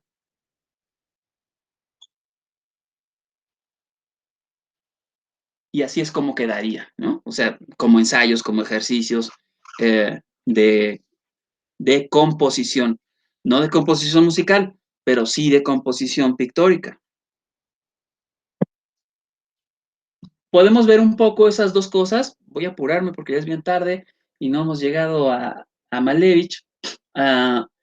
Como pintura sobrerealista en la lámina 13, ¿no? La neoplástica, dice Mondrian, es una pintura sobrerealista. Aquí, para entender qué quiere decir eso, podemos ir a los dos textos que están en la columna de la extrema derecha. Dice, en los límites de lo plástico, el hombre puede crear una nueva realidad, una sobrerealidad. O sea, algo que se sobrepone a la realidad o que se superpone a la realidad, porque la realidad como tal no parece armónica, dice Mondrian, más bien parece trágica. Como vimos alguna vez, la idea de lo trágico en la cultura griega, que es un desequilibrio. La noción de lo trágico tradicional o clásica, más bien, clásica, sería desequilibrio, ¿no? Que cuando Edipo se da cuenta de que ha cometido incesto, o no sé cómo se le llama eso, y parricidio, pues, se saca los ojos y uno no puede simplemente decir, bueno, ya con eso queda compensado. No hay compensación en la tragedia griega, sino que cualquier pena que se sufra por una impiedad o por un error cometido, porque no hay pecado en la cultura griega, pero la gente comete errores o tiene manchas, ¿no? La debe de hace varias generaciones, alguien tiene que pagar, y cuando lo paga, no se equilibra la situación, sino que se vuelve hacia el otro extremo. Entonces, en la visión trágica clásica, lo que hay es desequilibrio. Y piensa Mondrian, este desequilibrio puede ser superado precisamente con la pintura neoplástica. O sea, la pintura neoplástica es una forma de superar el desequilibrio cósmico con un equilibrio plástico. Dice, la neoplástica es una pintura sobrerealista, es decir, que es la clara realización del ritmo libre, del ritmo universal, deformado y oculto en el reino individual de la forma. Es decir, hasta ahora había estado oculto este ritmo libre y este ritmo universal, deformado por el reino de lo individual y de la forma particular, o sea, de la representación figurativa, ¿no? Dicho de otra manera, la pintura tradicional, la pintura figurativa, deforma y oculta el ritmo libre y universal que hay en la naturaleza porque lo atraviesa por los objetos, es decir, lo concretiza en lugar de pensarlo en lo general y en lo abstracto. Como se piensa en la visión más tradicional del racionalismo, ¿no? Leibniz. Leibniz sería perdón, acabo de ver el comentario de Mario. Leibniz sería la mejor respuesta a la pregunta de, bueno, si se supone que el mundo es armonía, ¿por qué vemos muerte y violencia por todas partes, ¿no? Y la respuesta de Leibniz es, en lo particular, a ti te parece violencia y muerte, pero en lo general solo estás siguiendo las leyes de la naturaleza, del orden de todo el sistema. Y en ese sentido, por encima de ese aparente desorden, por cómo le afecta al sujeto individual, está el orden de lo general que ya el sujeto no alcanza a ver y que ahora podría ver a través de la pintura sobrerealista o neoplástica. Dice en la columna de la izquierda, en la primera, cada expresión artística tiene sus propias leyes que se conciertan con la ley principal del arte y de la vida, o sea, la ley del equilibrio. Y por eso es que la perpendicular sería la mejor manera de representar el equilibrio, ¿no? Y en lo particular, como en las piezas en donde vemos que se generan intensidades de color, es en donde podría parecer que se ve desequilibrio, porque no debería leerse, por ejemplo, la pieza que hay en la lámina 14, no debería leerse como si el artista estuviera buscando el equilibrio entre los colores, ¿no? De que haya suficiente de uno y suficiente del otro, y contrastando intensidades o algo así, sino que más bien creo que habría que decir que hay un desequilibrio arriba donde está el rojo, otro desequilibrio abajo donde está el amarillo, un punto que parece muy equilibrado en el azul, porque el cuadrado es la figura geométrica más estable, y pues un punto negro allá en la esquina que sería otro tipo de desequilibrio, ¿no? O sea, en principio, desde el punto de vista de lo particular, o sea, mirando cada mancha de color, vemos desequilibrio, pero desde el punto de vista de lo general, o sea, viendo los ritmos de las líneas, los ritmos de las perpendiculares, entonces encontraríamos el equilibrio. A ver, dice Manuel, una diferencia sustancial entre el clasicismo y el clasicismo neoplástico sería que el primero busca representar la unidad esencial de lo inamovible fijo, mientras que el segundo busca representar la unidad esencial como el movimiento mismo. Sí, justo. La visión clasicista tradicional, al idealizar las cosas, las presenta de la manera más estática posible, ¿no? Por eso, por ejemplo, se apuesta por la belleza femenina como una belleza que está en plena juventud, como esto no va a envejecer, esto no va a cambiar, esta perfección no va a modificarse, y siempre es estática. Mientras que ahora se trata de representar lo real en su dinámica, ¿no? como algo que está cambiando constantemente, pero que el hecho de que esté cambiando no significa algo así como que el sistema es caprichoso o que está desordenado, sino al contrario, que se muestre que en ese cambio hay un ritmo y que ese ritmo, lo voy a decir así, aunque suena un poco duro, es racional, ¿no? Quiero decir que sigue reglas, no es arbitrario. Ahí cuando se habla del método en la lámina 14, por ejemplo, solo son citas textuales, ¿no? Ustedes pueden encontrar todo esto en el texto de Mondrian. Se señala, este plano está basado en el prisma, aunque la composición de formas, perdón, aunque la composición de planos forme prismas, que era un poco lo que preguntaba hace un rato Karime por el rectángulo, ¿no? Forma prismas, pero eso no quiere decir que se estén pintando prismas, ¿no? El arte ha conseguido los medios para lograr un equilibrio exacto con la creación de un solo medio plástico hecho de oposiciones totales, ¿no? Este solo o único medio plástico es la perpendicular, ¿no? Compuesto de esas dos oposiciones. Las dos oposiciones, la horizontal y la vertical, son equivalentes, es decir, tienen un mismo valor, lo que quiere decir que no por ser una horizontal corta, como la que tenemos en esta pieza, el tableau 1 también tiene el mismo nombre que otra que vimos arriba. En la extrema derecha vemos una horizontal cortita, pero eso no quiere decir que tenga menos valor que la horizontal que atraviesa todo el plano. ¿Sí? No olvidemos el asunto de cómo se están moviendo las líneas en esta pieza de derecha a izquierda y de arriba a abajo. Perdón, de abajo a arriba. Lo que significaría que esa línea horizontal que aparece cortita ahí, si yo pudiera ver el conjunto de esta serie, de esta misma pieza pues completa, porque es una especie de serie pero única, es ella nada más, ¿no? Vería cómo la horizontal sube y al mismo tiempo tendría que desplazarse hacia la izquierda por las verticales, ¿no?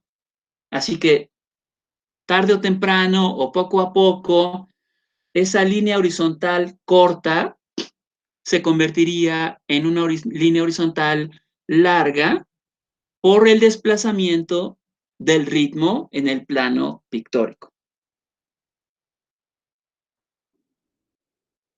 ¿Se entendió eso? Sí. Yo me lo imagino y no puedo hacérselos ver, porque me lo estoy imaginando como conjuntos de líneas verticales y horizontales moviéndose en un plano blanco, así, y otras así, y desplazándose y moviéndose de izquierda a derecha, o de derecha a izquierda, o para arriba, para abajo, etcétera. Eso dependerá de lo que se vea en cada pieza, porque cada pieza no es más que el recorte del plano, ¿no? Sería como, ya sé, la mejor manera de entender esto sería como si eso que estamos viendo, no es la partitura completa de una pieza musical, sino más bien como si agarráramos una pieza musical a la mitad. Como si de pronto pusiéramos una pieza musical empezando por cualquier parte, no por el inicio, sino por cualquier parte. Por eso está recortada.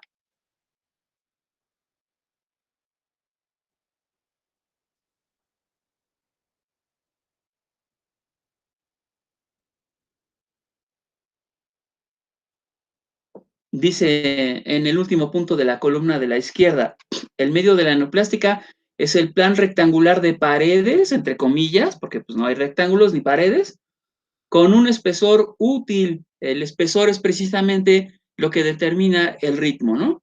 El espesor de esas paredes rectangulares.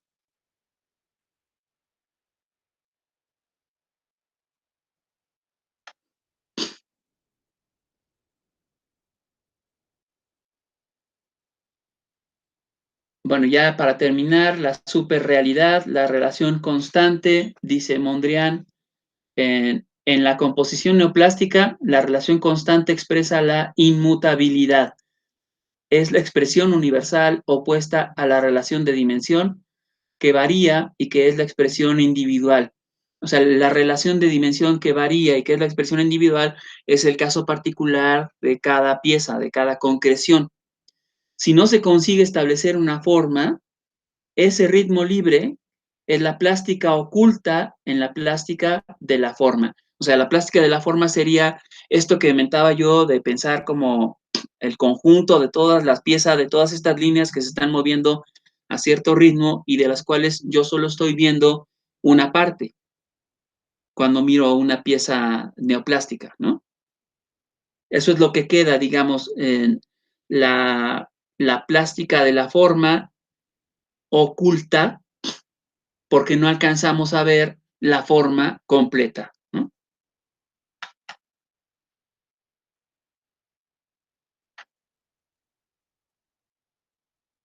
Todavía hablando de la superrealidad, dice en la última lámina de esta parte, la 16, la plástica de la forma se crea independientemente de la apariencia natural. Es la expresión de la realidad palpable en un plano más elevado, que es la expresión de una superrealidad. Por eso se llama superrealidad, porque es un plano más elevado, no estamos en el plano de la forma. O sea, no queremos componer cuadrados, no queremos componer objetos, lo que queremos es mostrar ritmos y contrastes entre los dos principios fundamentales, ¿no? La ilusión del desequilibrio trágico será suprimida en la superrealidad del porvenir. O sea, esta visión de un aparente desequilibrio tendría que ser sustituida por una visión del equilibrio de fondo, el equilibrio fundamental que habría en todo el cosmos, ¿no? Sí, yo pensaría que son líneas infinitas, como pregunta Mariana, distintos tipos de líneas infinitas moviéndose en distintos tipos de cosmos, por decir así, ¿no? Porque cada pieza tendría su propio cosmos, como distintas partituras del cosmos, porque el asunto es que cada pieza está mostrando un ritmo diferente que podríamos encontrar cuando vemos casos particulares. Tan simple como que podemos escuchar diferentes ritmos musicales y al mismo tiempo presumimos que todos esos ritmos musicales de alguna manera expresan pasiones, deseos, etcétera, humanos, ¿no? O sea, creemos que de alguna manera conectan con eso, entonces habría como relaciones de analogías. Y además, si presumimos, como desde Aristóteles habría que aceptarlo, ¿no?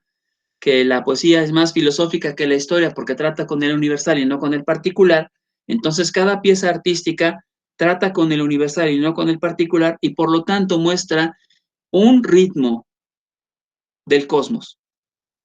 Podríamos decir que el cosmos entero es una pieza musical, pero súper compleja, como si de alguna manera pudiéramos al final de nuestra comprensión del cosmos, entender que aunque haya muchas piezas musicales tocándose al mismo tiempo, no generan ruido, sino que es como una gran orquesta.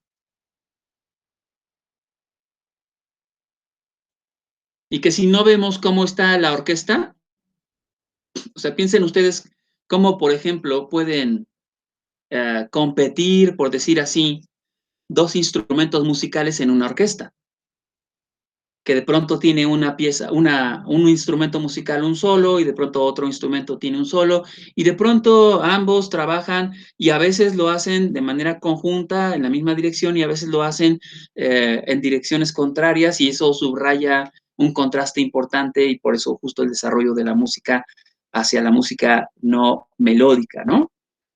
Como queriendo subrayar más los contrastes que los puntos de coincidencia y de esa manera representar mejor al cosmos.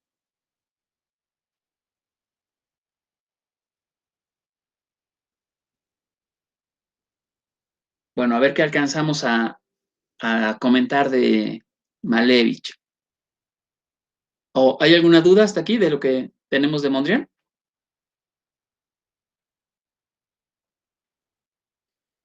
Bueno, habrán visto ustedes en el texto de Malevich que es una combinación extraña pero ya es un poco más sencillo, me parece.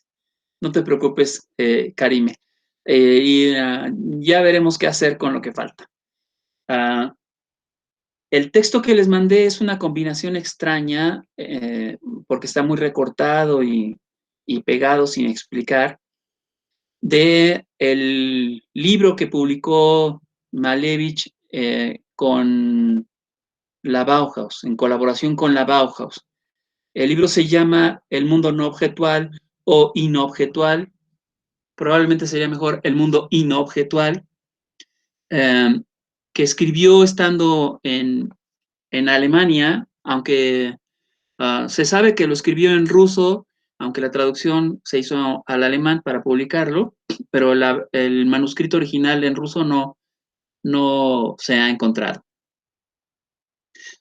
Y que lo haya hecho en medio de la Bauhaus, como uno de los libros de la Bauhaus, también es importante, pensando, pues, más que en el diseño, en los objetivos que perseguía la Bauhaus, ¿no? Que era algo así como la democratización del arte, en donde, por supuesto, hay que ubicar a Malevich, por más que el régimen ruso no lo haya considerado así. Se habla al inicio de los 3 estadios de desarrollo del suprematismo que encontraríamos en los cuadrados. El periodo negro de los cuadrados negros, el periodo coloreado de los cuadrados rojos y el periodo blanco de los cuadrados blancos o las formas blancas en el blanco. Habrán visto que se refiere varias veces al blanco para señalar que es como el principio universal de la pintura. Entiéndase que solo significa el espacio infinito en el cual se manifiestan estas cosas a las que va a llamar aquí satélites o masas, volúmenes, ¿no? Tenemos pues un satélite o una masa, un volumen muy denso, el negro, otro quizás no tan denso, pero sigue siendo muy intenso, que es el rojo, y el de blanco sobre blanco sería para mí un poco, recuperando lo que acabo de decir de Piet Mondrian, un recorte del espacio infinito, solo como recorte de espacio infinito. Por eso es blanco sobre blanco. ¿Por qué no dejar un lienzo blanco nada más? Porque no se habría reconocido cómo está ahí haciéndose el recorte del espacio en el espacio. Y por eso también el cuadrado interno siempre está ligeramente descuadrado en relación con el cuadrado externo. De las 3 piezas que tenemos aquí, hay varias versiones.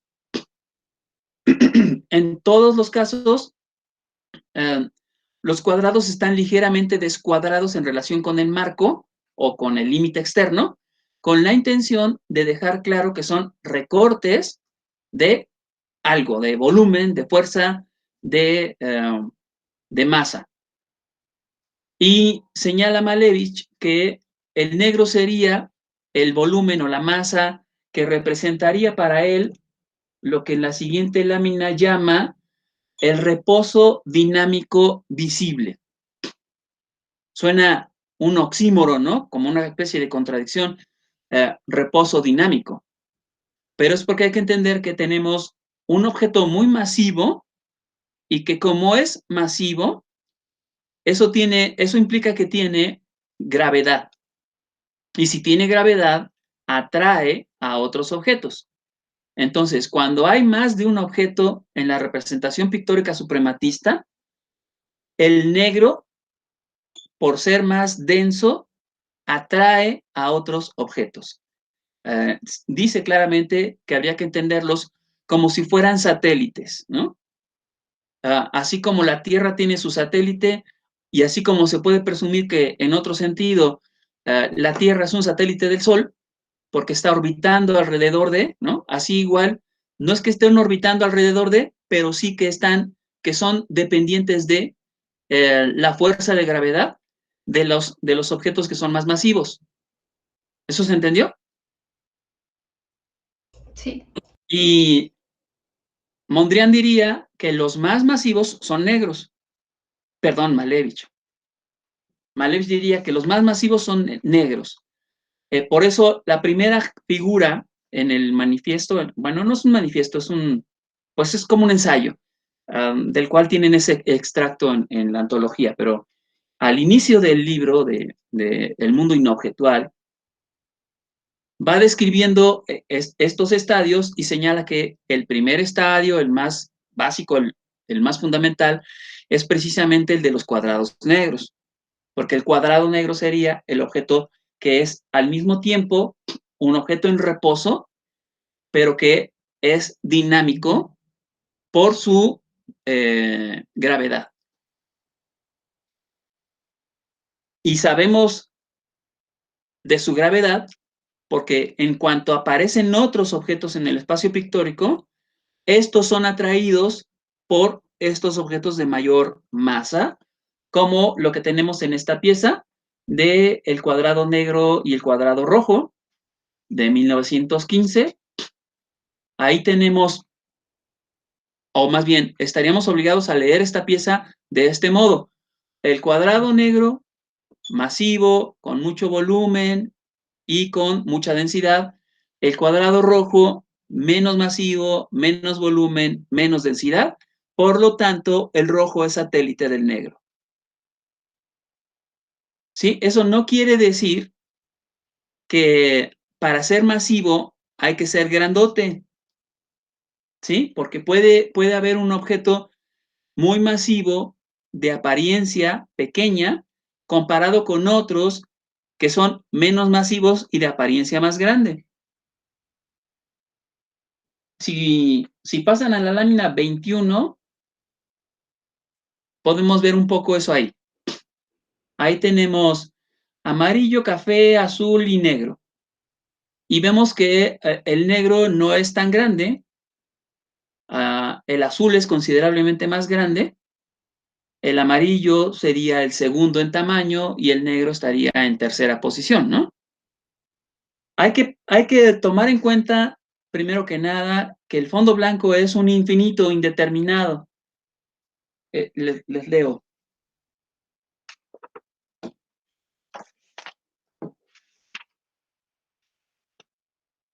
Dice en la página 296 del texto que está en la antología.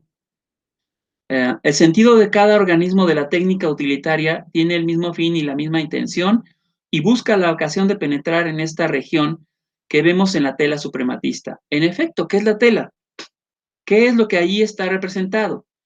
Al examinar la tela, vemos ante todo en ella una ventana a través de la cual descubrimos la vida. O sea, es como si estuviéramos asomándonos al cielo por la ventana cuando vemos un cuadro.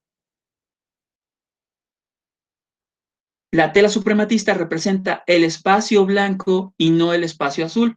La razón de ello es clara. El azul no da ninguna representación real de lo infinito. Los rayos de la vista golpean, diríase, sobre una cúpula y no pueden penetrar en el infinito. Es decir, para él el azul no representa el infinito como sí lo hace el blanco. Y habría que pensar, pues, que estamos mirando a través de una ventana un montón de objetos de color desplazándose en este espacio blanco infinito. O sea, no es plano, ¿no? Para empezar. El blanco no es plano, sino profundidad infinita. Y en esa profundidad infinita están apareciendo estos objetos. Entonces, unos los vemos más cercanos, otros los vemos más lejanos, como es natural. ¿Hasta ahí me sigue? Y entonces, ¿cómo se ve un objeto masivo de lejos? Pequeño. ¿Cómo se ve un objeto menos masivo, pero que está más cerca? Pues más grande. Entonces, el negro se ve pequeño porque está más lejos que el azul. El azul se ve más cerca porque está muy próximo. Pero aún así, el negro es tan masivo que atrae hacia sí al azul.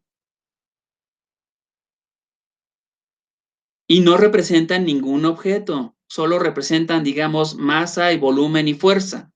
¿Sí? Hay que entender eso, por eso tampoco es figurativo.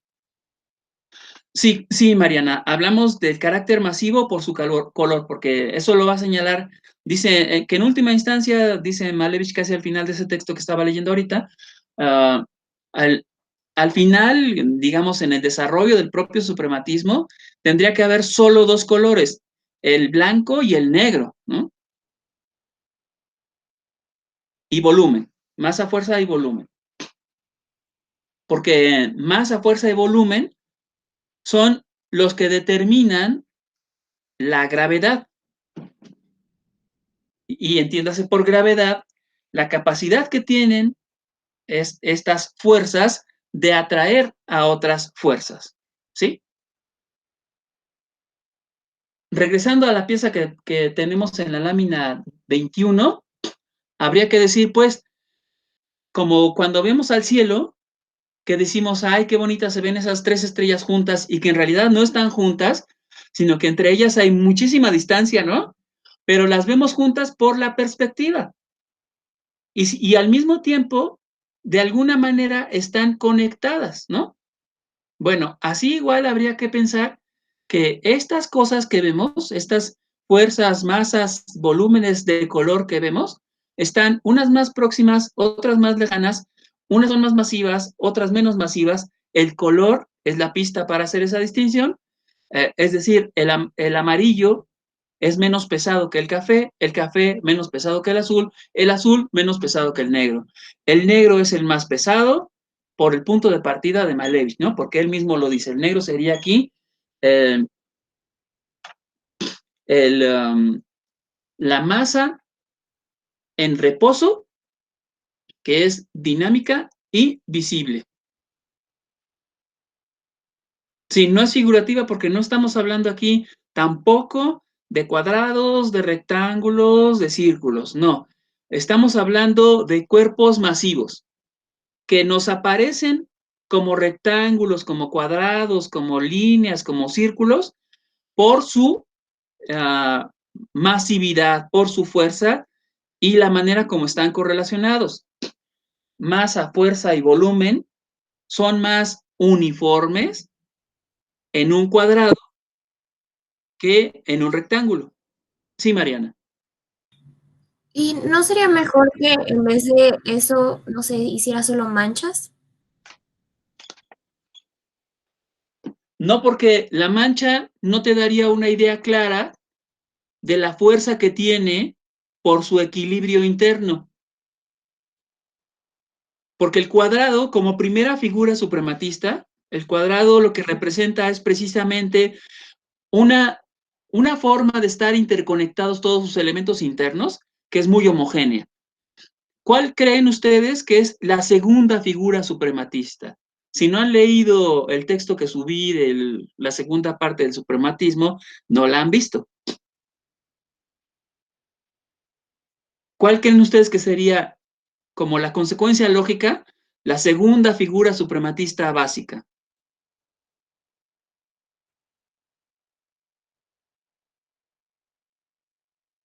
El círculo.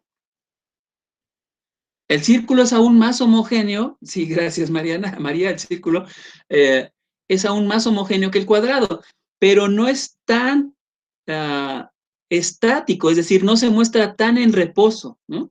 No se trata de mostrar lo estático, sino de la capacidad que tiene el objeto de estar en reposo, porque aquí lo importante es que cuando se cruce con otros, veremos que no está quieto porque atrae por su gravedad a otros objetos, ¿no? Sí, Karime. O sea, cuando dices que no vemos cuadrados ni círculos y que en realidad vemos cuerpos masivos, o sea, sí, pero son cuerpos masivos que se nos presentan con esas formas, ¿no? Exacto, se nos presentan con esas formas, pero hay que entenderlo en sentido semiótico, diría yo, como si fueran cualisignos, no como si fueran sin signos, ¿no? O sea, si fueran sin signos en la definición de Peirce, entonces son inmediatamente figuras geométricas. Pero si son cualisignos, son inmediatamente extensiones de color.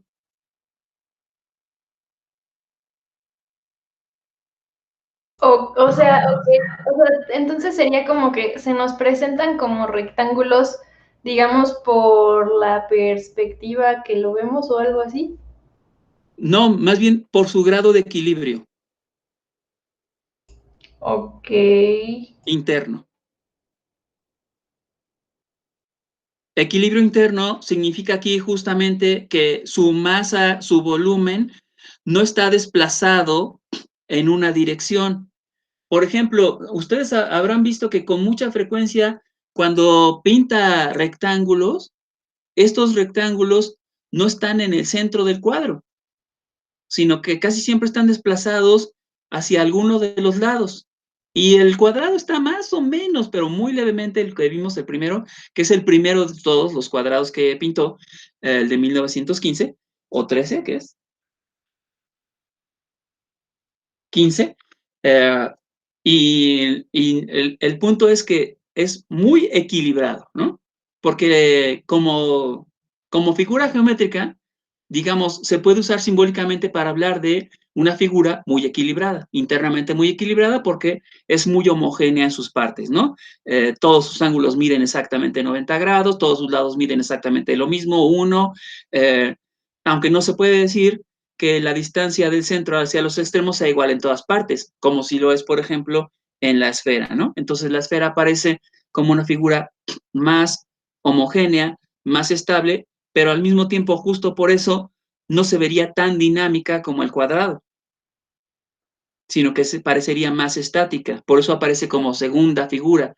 La tercera figura que presenta Malevich en ese libro es la que aparece en la lámina 20, la cruz negra, que son dos figuras rectangulares atravesando el plano pictórico, ¿no?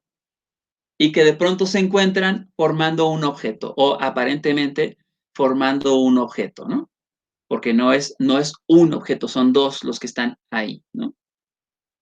Y parece hasta cierto punto equilibrado, pero claramente no lo está descuadrada como cruz, ¿no? O sea, la razón por la cual esta cruz está descuadrada es para que se reconozca que aquí no hay el mismo equilibrio que tendríamos si fuera un cuadrado o un círculo. O sea, para entender, pues, que, por ejemplo, en esta misma imagen, la de la cruz, si vemos la figura horizontal, está ligeramente movida, de manera que está como más pesada del lado izquierdo que del lado derecho. No está equilibrada. Es posible que las haya, pero en este caso me parece es muy claro que lo que quiere mostrar Malevich es que esta figura, esta figura negra, está ligeramente desequilibrada, de manera que su peso se carga hacia un lado. ¿Sí se ve? Y lo mismo pasa con la que es vertical. Entonces las vemos juntos y las vemos las dos distorsionadas, precisamente porque ninguna de las dos está perfectamente equilibrada. Y bueno, sería prácticamente imposible encontrar una que esté perfectamente equilibrada. Quizás la única es precisamente el círculo que vemos en la lámina 22, esa es la segunda figura suprematista, la que aparece en el libro, pero no aparece en el centro del cuadro, aparece desviada hacia la derecha. Y de nuevo hay que preguntarse, ¿por qué no aparece en el centro del cuadro, sino desviada hacia la derecha? Porque como es una figura más dinámica que el cuadrado, no es tan estática, podemos decir, se está moviendo, está orbitando hacia la derecha. No está en reposo como el cuadrado.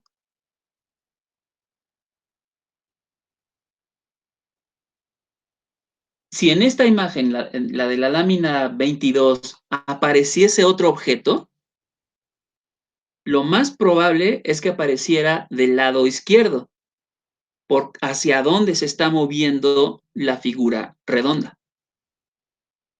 ¿Sí? Tendría un satélite jalándolo atrás. Si tuviera algo delante, generaría una confusión, ¿no? Tendría que ser también negro si tuviera algo delante. Porque si fuera de otro color, si fuera azul, amarillo, verde, en Malevich no hay restricción acerca del color, no trabaja solo con los colores primarios, también trabaja con varios colores complementarios. Si tuviéramos una figura geométrica, una figura cualquiera, perdón, ahí los confundo al decir geométrica, ¿no? Porque no estamos viendo ninguna figura geométrica.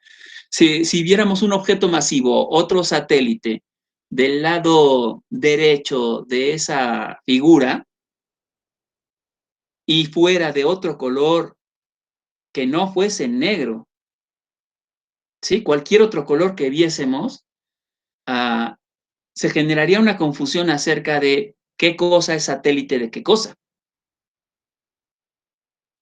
Porque como se supone que esto está orbitando hacia la derecha, se estaría moviendo hacia esa figura. Tendría que ser negra. Y si fuera negra, habría que leer esto así. Esa figura negra, aunque fuera más pequeña que esta otra figura negra más grande, es más masiva, lo que significa que está lejos, pero parece, sí está lejos y por eso parece pequeña, mientras que esta se ve grande porque está más cerca. Para que se entienda cómo funciona la dinámica, ¿no? Si fuera negra, estaría allá. De otra manera generaríamos confusión. Digamos que si pongo cualquier otro satélite, pongamos un azul del lado derecho, entonces tendríamos que asumir que la figura negra está orbitando hacia la izquierda y no hacia la derecha, que está entrando al plano y no saliendo de él, ¿no? Para que fuera coherente. ¿Sí se entiende?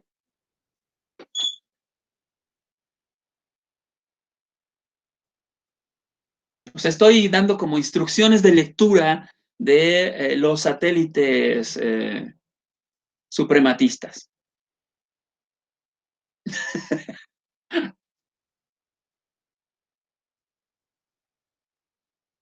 Bueno, creo que nos faltó poquito, ¿no?